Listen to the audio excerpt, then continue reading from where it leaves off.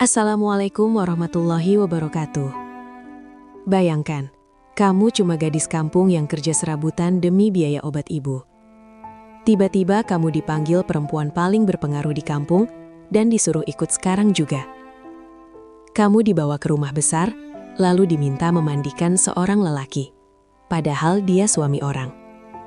Kamu mau menolak, tapi kamu seperti tidak punya pilihan. Saat kamu masuk kamar mandi, lelaki itu penuh luka, menatapmu, lalu menyebut namamu. Kamu kaget, kamu yakin belum pernah kenal. Kamu mulai memandikan dengan gemetar, sampai kamu melihat tato kecil di punggungnya. Simbol yang pernah kamu lihat di berkas rahasia almarhum ayahmu. Lalu lelaki itu berbisik pelan. Jangan percaya Bu Lilis. Ternyata, sahabatku semua, sebelum kita mulai cerita hari ini, silahkan tuliskan di kolom komentar kalian menonton dari kota mana. Semoga setiap yang menekan tombol subscribe di channel ini, Allah mudahkan langkahnya, lapangkan rezekinya, sehatkan tubuhnya, dan kabulkan segala hajat dunia akhirat. Amin ya robbal alamin. Sekarang mari kita mulai ceritanya. Aku dipaksa memandikan suami orang. Kalimat itu seperti duri yang nyangkut di lidahku. Pahit dan bikin mulutku terasa kering setiap kali aku mengulangnya di kepala. Bukan karena aku ingin mengingatnya, tapi karena ingatan itu datang seperti suara sendok jatuh di lantai. Kecil, namun memantul berkali-kali di ruangan yang sunyi. Sampai sekarang ketika aku menatap air di ember atau mendengar bunyi keran dibuka, tubuhku refleks menegang. Ada rasa malu yang bukan sepenuhnya milikku. Rasa takut yang tumbuh dari sesuatu yang bahkan belum terjadi. Dan rasa marah yang tidak berani kuberi nama. Aku tidak pernah membayangkan hidupku, yang biasanya hanya berkutat pada cucian, uang belanja, dan obat ibu, bisa terseret ke urusan suami orang, yang kalau salah sedikit saja, bisa jadi bahan fitnah satu kampung. Kalimat itu juga bukan sekadar pengakuan, melainkan semacam vonis yang dijatuhkan tanpa sidang. Karena di kampungku, kebenaran sering kalah oleh suara paling keras, dan nama baik bisa runtuh hanya dari satu kalimat yang keluar dari mulut orang yang tepat. Aku tahu betul cara kerjanya.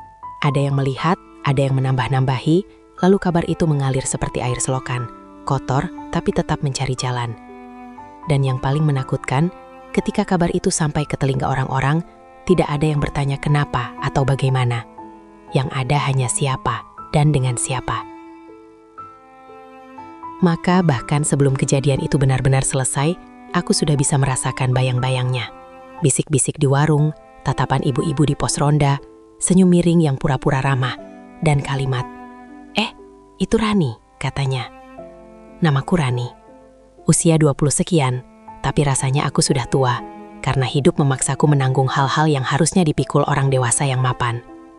Aku tinggal di gang kecil yang kalau hujan becek, kalau panas berdebu, bersama ibu yang sejak 2 tahun terakhir tubuhnya makin rapuh. Bapakku sudah lama tidak ada. Pergi dengan cara yang tidak pernah benar-benar dijelaskan, hanya meninggalkan lubang besar di rumah dan di kepala kami. Sejak itu, aku belajar menghitung uang bukan untuk menabung, melainkan untuk bertahan. Uang beras, uang listrik, uang obat, uang kontrol, uang ongkos ke puskesmas. Aku bekerja apa saja yang penting halal dan bisa pulang sebelum larut. Bantu cuci piring di warung makan, jadi tenaga tambahan di acara hajatan, ikut posyandu sebagai relawan. Dan kalau ada panggilan dari tetangga yang butuh bantuan memandikan orang tua mereka, aku datang. Bukan karena aku suka, tapi karena aku tahu rasanya tidak punya siapa-siapa saat butuh. Pagi itu sebenarnya dimulai biasa saja. Matahari belum tinggi, tapi udara sudah lengket, seperti menempel di kulit. Aku baru selesai menjemur pakaian ketika suara motor berhenti di depan rumah. Dari celah pagar, aku melihat Bu Lilis, perempuan yang kalau lewat selalu membawa aura penting. Ia tidak selalu berteriak, tapi semua orang tahu caranya membuat orang lain menunduk. Ia aktif di segala urusan, dari acara RT, pengajuan bantuan, sampai urusan damai kalau ada tetangga berantem.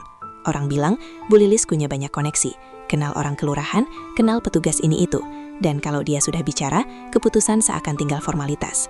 Aku pernah merasakan kebaikannya juga. Waktu ibu butuh bantuan, Bu Lilis yang katanya membantu mengurus surat-surat. Sejak itu, ada hutang budi yang menggantung, seperti tali halus yang tidak terlihat tapi terasa mencekik.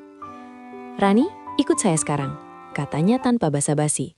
Suaranya datar, tapi perintahnya jelas, seperti belati yang tidak perlu diasah lagi. Aku sempat berpikir mungkin ada kegiatan posyandu mendadak atau ada lansia yang perlu dimandikan karena keluarganya panik. Aku menyambar kerudung dan sandal tanpa banyak tanya, karena di Kabu, menolak panggilan orang seperti Bu Lilis sama dengan mengundang masalah. Sepanjang jalan, Bu Lilis tidak banyak bicara. Ia hanya mengarahkan motor pelan melewati jalan utama yang ramai, lalu berbelok ke ujung kampung, ke daerah yang rumahnya lebih besar-besar. Ketika kami berhenti di depan sebuah rumah dengan pagar tinggi dan cat baru yang mengilap, dadaku mendadak sesak. Rumah itu terlihat mewah dibanding rumah lain, tapi seperti tidak hangat, seperti ada sesuatu yang disimpan rapat di balik dindingnya. Disitulah, tanpa sadar, aku sedang melangkah masuk ke masalah yang ukurannya jauh lebih besar dari hidupku yang sederhana. Begitu pintu dibuka, udara di dalam rumah itu terasa berbeda, lebih dingin, bukan karena AC saja, melainkan karena suasananya seperti tegang sejak lama. Lantai keramiknya licin dan mengilap, membuat langkahku terdengar jelas, tek tek tek, seolah setiap bunyi memantul untuk mengingatkanku bahwa aku adalah orang asing di sini. Ruang tamunya luas, sofa kulitnya rapi, meja kacanya bersih tanpa bekas sidik jari. Tapi justru kebersihan itu terasa tidak wajar, seperti rumah yang lebih sering dipamerkan daripada dihuni. Di dinding ada lukisan mahal yang tidak kupahami, dan jam dinding berdetak pelan namun membuat jantungku ikut berkejaran. Bu Lilis berjalan duluan, seperti tahu persis apa yang ia mau, dan aku hanya mengikuti, menahan dorongan untuk bertanya, sebenarnya ini ada apa? Di ruang tamu itu, Bu Lilis sudah seperti tuan rumah, padahal jelas rumah ini bukan miliknya. Ia berdiri dekat sofa dengan posisi tubuh yang tegap, tangan terlipat santai dan wajah tanpa senyum. Di sampingnya ada seorang perempuan lain yang langsung kukenal, meski aku tidak pernah benar-benar berbicara dengannya. Bu Dira, istri Pak Arman. Perempuan itu selalu tampak rapi kalau kulihat dari kejauhan, rambutnya tersanggul atau disisir halus, bajunya wangi, sepatunya bersih. Perempuan kota yang nyasar ke kampung kami karena suaminya punya proyek di sini. Tapi kali ini, Bu Dira terlihat seperti versi yang berbeda dari dirinya sendiri. Matanya bengkak, garis di bawah matanya gelap, bibirnya pucat, dan tangannya berkali-kali meremas ujung lengan baju, seakan ia butuh sesuatu untuk dipegang supaya tidak ambruk. Aku langsung merasa tidak enak. Kalau Bu Dira sampai terlihat seperti ini, berarti memang ada masalah besar. Bu Lilis tidak memberi ruang untuk basa-basi. Ia menatapku dari ujung kepala sampai ujung kaki, seperti menilai apakah aku cocok untuk tugas yang belum ku ketahui. Lalu ia bicara, pelan tapi tegas. Kamu bisa mandiin orang kan? Aku terdiam sejenak, mencoba mencerna. Dalam benakku langsung muncul bayangan nenek-nenek yang pernah kubantu. Orang sakit yang perlu dimandikan karena tidak bisa berdiri lama, atau pasien stroke yang butuh bantuan agar tubuhnya tidak luka. Aku mengangguk, meski bingung. Bisa Bu, kalau yang sakit atau lansia. Tapi cara Bu Lilis bertanya tidak seperti sedang meminta bantuan biasa, lebih seperti memastikan alat kerja masih berfungsi. Bagus, katanya singkat, seolah jawaban itu memang sudah ia tahu dari awal. Bu Dira menarik napas panjang, seperti menyiapkan diri untuk mengatakan sesuatu yang memalukan atau menyakitkan. Ia menatap lantai dulu, lalu menatapku, namun cepat mengalihkan pandangan lagi. Suaranya bergetar halus, Rani, aku minta tolong. Kalimat itu terdengar lembut, tapi di dalamnya ada putus asa yang dalam. Suami saya, kondisinya nggak memungkinkan, tapi dia harus dimandikan, sekarang. Kata sekarang meluncur seperti pintu yang dibanting, menutup semua kemungkinan untuk menolak. Aku merasakan tengkuku panas, sementara telapak tanganku mendadak dingin. Ada bagian dalam diriku yang ingin bilang tidak, spontan, karena ini terasa salah arah. Tapi sebelum aku sempat menyusun kata, Bu Lilis menggeser tubuhnya sedikit, berdiri lebih dekat, seolah mau mengingatkanku siapa yang mengendalikan situasi. Pak Arman? Nama itu keluar dari mulutku seperti bisikan yang salah tempat. Jantungku memukul-mukul tulang rusuk. Di kampung nama Pak Arman bukan nama kecil. Dia orang berduit, punya proyek, punya koneksi, dan istrinya pun orang terpandang. Dan sekarang mereka memintaku memandikannya. Aku mundur setapak tanpa sadar. Lututku terasa lemas. Maaf Bu, kata-kataku tersangkut. Aku ingin bilang ini tidak pantas. Ini bisa jadi masalah. Ini bisa bikin orang salah paham. Tapi Bu Dira terlihat nyaris menangis, sementara Bu Lilis menatapku dengan mata yang tidak memberi pilihan. Di detik itu, aku belum tahu apa yang sebenarnya terjadi di balik pintu rumah ini. Yang aku tahu hanya satu. Aku sedang digiring ke sesuatu yang akan mengubah hidupku. Dan aku baru saja mengucapkan nama lelaki yang akan menjadi pusat badai itu. Dan di sanalah dia, Pak Arman, bukan sosok orang berduit yang biasanya kulihat melintas cepat di balik kaca mobil hitam, melainkan seorang lelaki yang terlihat seperti baru dipatahkan oleh sesuatu yang tidak kasat mata. Lampu kamar mandi yang putih terang membuat semuanya tampak terlalu jelas. Kerutan halus di dahi, kulit yang lebih pucat dari seharusnya, dan napas yang terdengar berat meski ia hanya duduk diam. Kursi mandi yang diduduki Pak Arman bukan kursi biasa. Bentuknya seperti kursi khusus pasien, kokoh, ada sandaran, seakan rumah ini sudah lama menyiapkan kemungkinan paling buruk. Uap dari air hangat mengepul tipis, tapi tidak membuat suasana hangat, yang terasa justru dingin, karena aku sadar aku sedang berdiri di tempat yang tidak seharusnya aku masuki, di momen yang tidak seharusnya aku ketahui. Ia duduk lemas dengan kepala sedikit tertunduk, seolah lehernya terlalu berat untuk menahan beban pikirannya sendiri. Tubuhnya yang biasanya tampak besar dan berwibawa, setidaknya dari cara ia berjalan di acara kampung, kini menyusut, bukan hanya karena ia kurus, tapi karena aura kekuasaannya seperti menguap. Di lengan kanannya ada perban yang melilit rapi, tetapi ujungnya sedikit kusut, seperti pernah dibuka dan dipasang lagi dengan tergesa. Di sisi lehernya tampak memar-samar, warna kebiruan yang disembunyikan oleh kerah baju rumah, namun tetap terlihat karena kerah itu longgar. Aku tidak perlu jadi tenaga medis untuk tahu, ini bukan sekadar kecapekan kerja. Luka-luka itu punya cerita, dan cerita semacam itu biasanya tidak aman untuk didengar oleh orang sepertiku. Budira berdiri di ambang pintu, tidak berani benar-benar masuk. Seolah garis kusen pintu adalah batas aman yang kalau ia lewati, ia akan runtuh. Tangannya menggenggam gagang pintu terlalu erat, sampai buku jarinya memutih. Ia bicara tanpa menatapku lama-lama, seperti takut kalau menatap mataku, ia akan melihat penilaian atau rasa jijik. Dia belakangan suka hilang beberapa jam, katanya lirih, dan kata hilang itu membuat bulu kuduku meremang. Pulangnya sering begini. Ia mengangguk ke arah memar di leher, perban di lengan, lalu menelan air liur seolah ada serpihan kaca di tenggorokannya. Dokter bilang stres berat, tapi saya merasa ada yang disembunyikan. Kalimat terakhirnya keluar seperti pengakuan dosa. Bukan hanya suaminya yang menyembunyikan sesuatu, tapi ia juga menyembunyikan ketakutan yang sama dari dunia luar. Pak Arman mengangkat kepala perlahan, gerakannya kaku, seperti setiap sendi menolak bekerja. Matanya menatap kosong sesaat, lalu fokusnya beralih dan berhenti tepat padaku.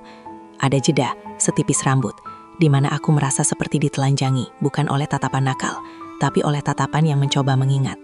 Aku membeku, menunggu pertanyaan, "Kamu siapa?" atau "Ngapain di sini?" Namun yang muncul justru sesuatu yang lebih mengerikan.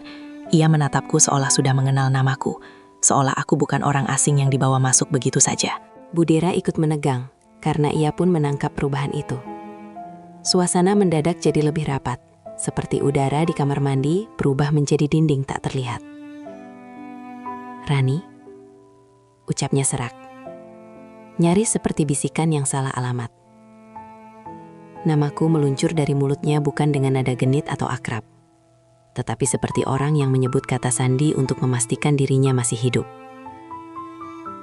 Aku merasakan kulitku merinding dari tengkuk sampai lengan. Bagaimana mungkin ia tahu? Aku hanya gadis kampung yang lewat di warung, yang sesekali mengantar makanan saat ada acara RT. Namaku bukan nama yang menempel di papan proyek atau daftar orang penting. Tapi ia menyebutnya dengan tepat, tanpa ragu, meski suaranya lemah. Di detik itu, rasa takutku berubah bentuk. Dari takut jadi bahan gosip, menjadi takut pada sesuatu yang jauh lebih besar. Karena kalau Pak Arman tahu namaku, artinya ada benang yang sudah terhubung. Sebelum aku sadar benang itu ada. Aku membeku seperti baru saja disiram air es. Kata-kata menumpuk di ujung lidah, tapi tidak ada yang berhasil keluar. Yang ada hanya napas pendek-pendek, dan jantung yang berdegup terlalu keras, sampai rasanya bisa terdengar oleh orang lain. Aku menatapnya, mencoba mencari penjelasan dari wajahnya. Apakah ia salah orang? Apakah ia mengigau? Atau apakah ia benar-benar tahu aku? Tanganku yang tadi siap meraih kain lap mendadak aku. seperti kehilangan fungsi. Aku ingin mundur, tapi kakiku menolak bergerak. Ada ketakutan yang sangat manusiawi. Ketakutan ketika seseorang menyebut namamu di tempat yang tidak seharusnya, dengan cara yang tidak seharusnya. "Bapak, kenal saya?" Akhirnya keluar juga dari mulutku, tapi suaranya nyaris tidak terdengar, tenggelam oleh dengung lampu kamar mandi. Budira langsung menoleh tajam, seolah pertanyaanku adalah kunci yang membuka pintu rahasia yang selama ini ia paksa tetap tertutup. Alisnya terangkat, matanya melebar, dan untuk pertama kalinya ia benar-benar menatapku, bukan sebagai orang yang dimintai bantuan, tapi sebagai seseorang yang mungkin punya posisi dalam teka-teki hidupnya. "Kamu pernah ketemu suami saya?" Tanyanya cepat. Ada nada menuduh yang muncul bukan karena ia ingin menuduh, melainkan karena ia panik. Aku bisa melihat itu, panik yang dibungkus oleh martabat, ketakutan yang dipaksa tampil rapi. Aku menggeleng pelan, terlalu cepat, terlalu gugup. "Enggak, Bu, saya enggak pernah," kataku, dan aku sendiri tidak yakin apakah kalimat itu terdengar meyakinkan. Karena di kampung, pernah ketemu bisa punya banyak arti.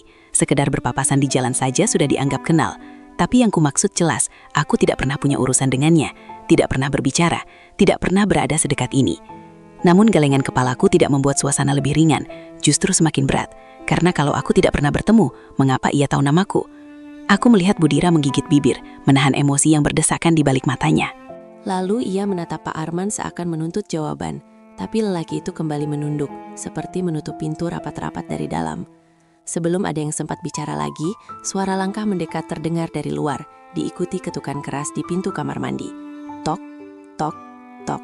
Ketukan itu bukan ketukan sopan, itu ketukan yang memerintah.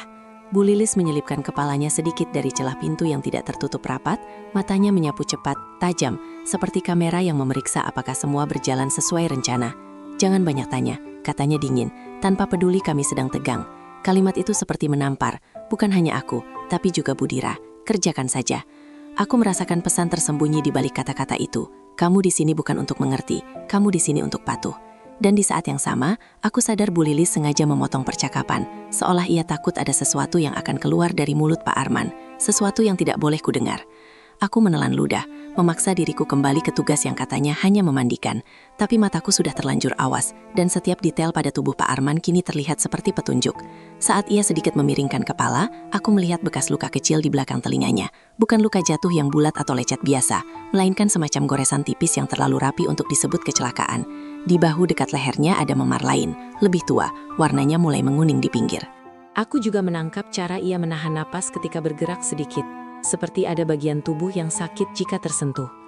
Semua ini membuat pikiranku berputar. Orang bisa jatuh, orang bisa kecelakaan, tapi pola luka-luka itu seperti hasil dari sesuatu yang berulang. Dan di tengah semua itu, yang paling mengganggu adalah caranya menyebut namaku tadi. Seolah luka-lukanya bukan satu-satunya rahasia di kamar mandi ini. Aku mulai bergerak seperti robot yang diprogram ulang. Langkah kecil, gerakan hati-hati, dan pikiran yang berusaha mematikan rasa takut supaya tangan tetap bisa bekerja. Aku meraih kain lap yang sudah disiapkan, mencelupkannya ke baskom air hangat, lalu memerasnya perlahan sampai air menetes tipis. Uap naik ke wajahku, membawa bau sabun yang wangi, tapi wangi itu justru terasa aneh, terlalu bersih untuk situasi yang terlalu kotor. Aku menahan napas saat mendekat, menatap lantai agar tidak terlalu sadar dengan siapa yang sedang aku bantu. Aku menanamkan satu kalimat di kepala. Ini pekerjaan, ini seperti memandikan orang sakit, tidak ada yang lain. Kalimat itu kuulang berkali-kali, seperti doa yang dipaksakan. Aku mulai dari tangan, bagian yang paling aman, yang bisa membuatku menjaga jarak. Telapak tangannya kasar, seperti orang yang memang terbiasa bekerja, tetapi dingin, seolah aliran darahnya tidak lancar. Ketika kain lap menyentuh kulitnya, ia sedikit mengernyit, bukan karena geli, tapi karena sakit yang ditahan. Aku merasakan ada ketegangan di otot lengannya, seperti ia takut disentuh di titik tertentu. Di balik perban, kulitnya terlihat lebih pucat, dan aku bertanya-tanya apa yang sebenarnya terjadi hingga ia harus diperban. Namun aku menelan pertanyaan itu, karena setiap kali pertanyaan itu muncul, bayangan mata Bu Lilis seperti menempel di kepalaku. Mengawasi, mengukur, dan siap menghukum kalau aku kebanyakan tahu. Lalu aku naik ke leher dan wajah. Saat membasuh bagian sekitar rahangnya, aku menyadari ia menahan napas lebih lama. Seolah sentuhan di area itu membuatnya ingat sesuatu yang tidak ingin ia ingat. Memar di lehernya tampak lebih jelas dari dekat. Bentuknya tidak merata, seperti bekas tekanan jari atau benda tumpul yang menekan dari samping. Aku berusaha membasuh dengan sangat pelan, takut memperparah rasa sakit. Di wajahnya ada gurat kelelahan yang tidak bisa disembunyikan.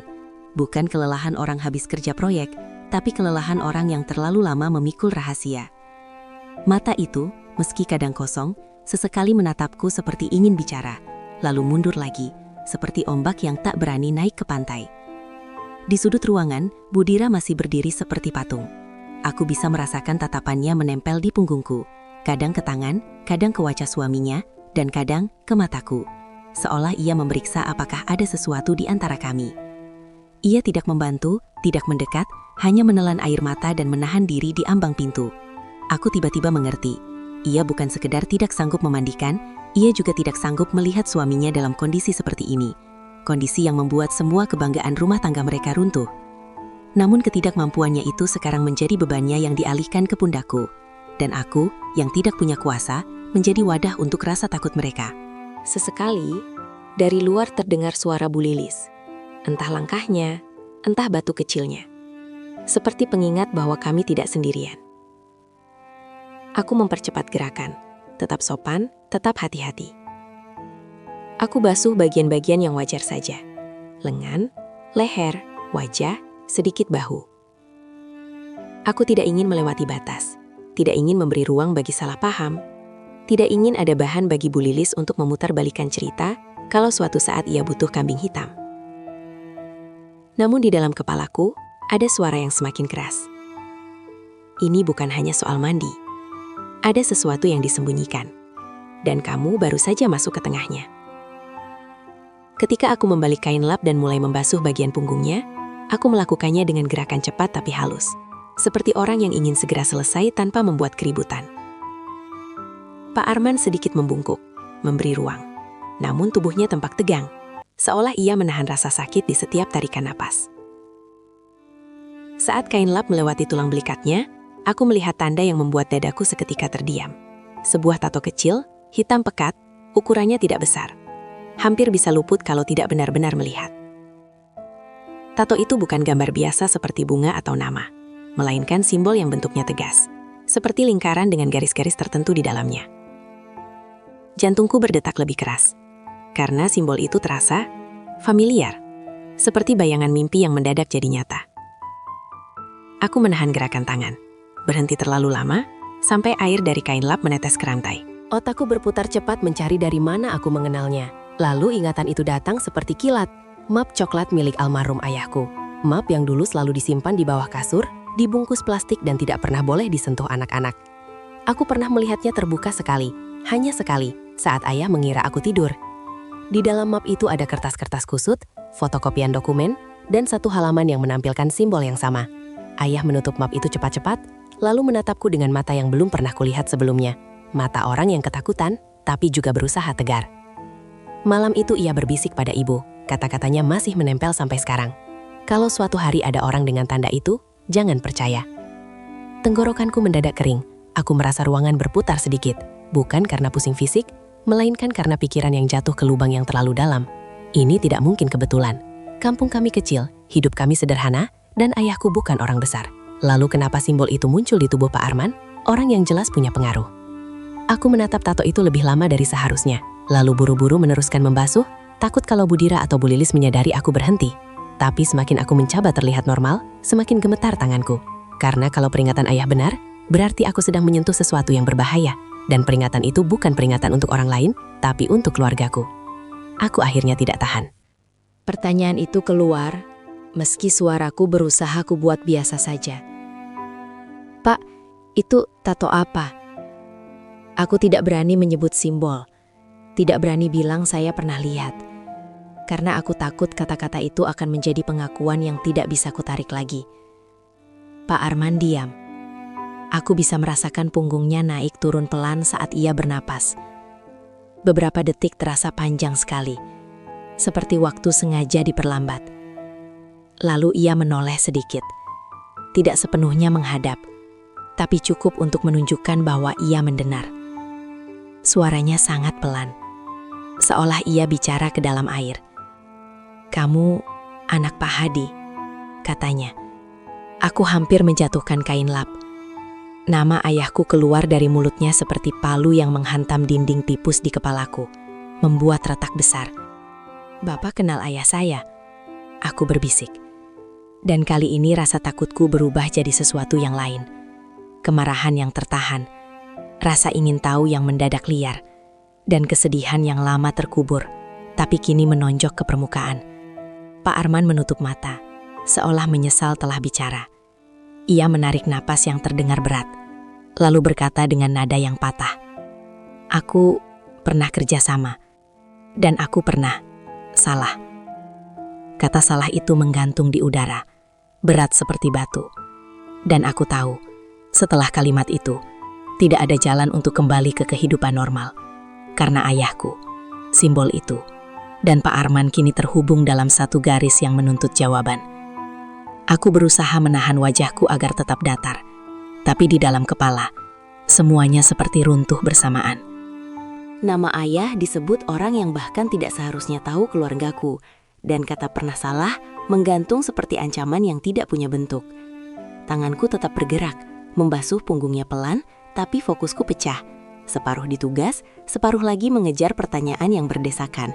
Kerjasama apa? Salahnya apa? Dan salah itu ada hubungannya dengan kematian ayah. Aku ingin mengguncang lelaki itu sampai ia bicara jelas. Tapi di saat yang sama aku sadar posisi kami. Aku di kamar mandi rumah Perangkaya, Budira mengawasi dengan panik, dan Bu Lilis bisa masuk kapan saja. Jadi aku menelan amarahku, mengubahnya menjadi napas yang dipaksa tenang, sambil berharap ada celah untuk bertanya tanpa meledakkan semuanya. Pak Arman tampak seperti orang yang baru saja membuka kotak kenangan yang selama ini ia kubur. Kelopak matanya bergetar, bibirnya kering, dan ketika ia membuka mata lagi, tatapannya tidak lagi kosong, melainkan penuh rasa bersalah yang sudah terlalu lama mengendap. Ia bicara terputus-putus, seolah tiap kata harus melewati pagar kawat di tenggorokannya. Aku nggak nyangka. Ia memulai lalu berhenti menelan ludah. Suasana kamar mandi mendadak makin sempit, bahkan bunyi tetes air dari kain lap ke lantai terdengar seperti hitungan mundur. Aku ingin menuntut penjelasan, tapi aku tahu kalau aku salah menekan, ia akan menutup diri lagi, atau lebih buruk, Bu Lilis akan mendengar dan menghentikan semuanya. Budira gelisah, langkahnya maju setengah lalu mundur lagi. Ia merasakan ada sesuatu yang terjadi, sesuatu yang bukan sekadar memandikan orang sakit.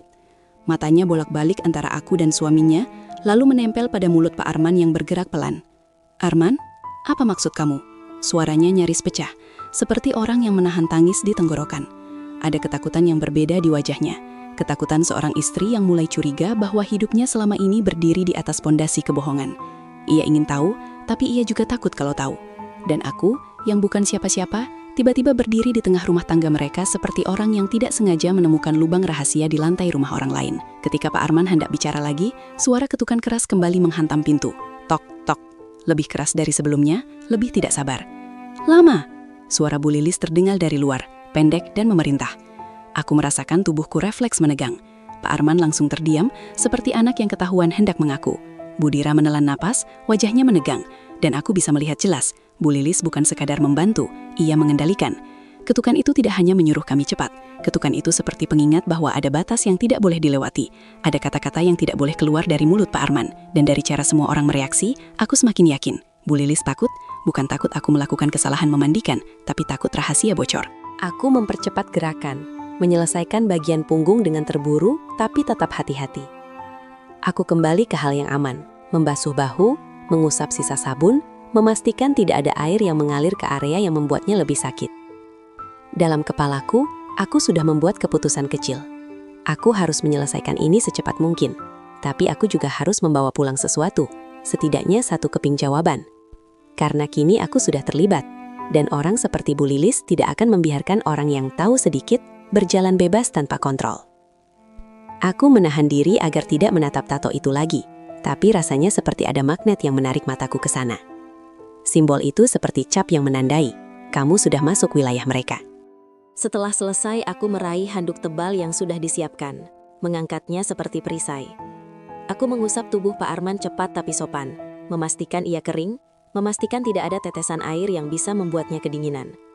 Lalu aku membantu memakaikan baju longgar, kaos dan celana rumah, yang tampaknya sengaja dipilih agar mudah dipakai tanpa banyak gerakan. Tanganku berusaha tetap profesional, seperti ketika aku membantu orang tua di kampung.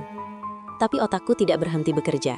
Setiap tarikan kain, setiap lipatan, terasa seperti bagian dari adegan yang bisa disalahartikan kalau ada orang melihat dari sudut yang salah. Aku sadar betapa rapuhnya posisiku. Cukup satu orang memelintir cerita, aku bisa jadi perempuan murahan di mata satu kampung, dan ibu bisa ikut menanggung malu. Ketika aku merapikan kerah bajunya, tiba-tiba tangan Pak Arman bergerak dan mencengkram pergelangan tanganku. Cengkramannya tidak kuat, tapi cukup untuk menghentikan gerakanku dan memaksa mataku menatapnya. Kulit tangannya dingin, jemarinya sedikit gemetar, seperti orang yang sedang berusaha menyampaikan pesan terakhir sebelum pintu ditutup. Aku spontan menahan nafas, takut ada orang masuk dan melihat adegan ini, lalu menyimpulkan hal yang paling buruk. Budira tersentak kecil di ambang pintu. Langkahnya hampir maju, tapi ia berhenti karena ragu. Ragu apakah ia harus melindungi suaminya, atau melindungi dirinya sendiri dari kenyataan. Mata Pak Arman menatapku tajam. Kali ini benar-benar tajam. Tidak ada lagi kosong. Tidak ada lagi kabut. Tatapan itu penuh ketakutan yang jujur. Ketakutan lelaki dewasa yang tahu ia sedang berada di bawah kendali orang lain. Lalu ia bicara cepat, pelan, seperti menyelipkan kata di sela detik yang sempit. "Jangan percaya Bu Lilis," katanya. Suaranya serak, tapi tegas. "Dia yang bikin aku begini." Kata-kata itu menghantamku lebih keras daripada ketukan pintu tadi. Aku merasakan darah di wajahku seakan turun, membuatku dingin dari dalam. Di otakku nama Bu Lilis langsung muncul bersama bayangan surat bantuan ibu, bersama posisinya di kampung, bersama cara ia bicara seperti bisa menentukan nasib orang. Aku menarik tanganku pelan, berusaha tidak membuat gerakan yang terlihat mencurigakan. Aku mengangguk kecil, bukan karena paham, tapi karena insting berkata, "Iya, tutup dulu, selamatkan diri." Aku memaksa wajahku tetap netral, lalu berdiri sedikit menjauh dari Pak Arman, menciptakan jarak aman. Budira menatap suaminya penuh pertanyaan, tapi Pak Arman sudah kembali menunduk, seakan baru saja menghabiskan seluruh tenaganya untuk satu kalimat itu. Aku bisa melihat Budira ingin bertanya apa maksud kamu, namun bibirnya hanya bergetar. Ia terlihat seperti orang yang sadar ada bom di rumahnya tapi tidak tahu di mana letaknya. Aku keluar dari kamar mandi dengan langkah pelan, mencoba mengatur napas. Di luar, Bu Lilis menunggu dengan ekspresi puas yang dibuat-buat, seperti orang yang baru memastikan barang pesanannya datang tepat waktu.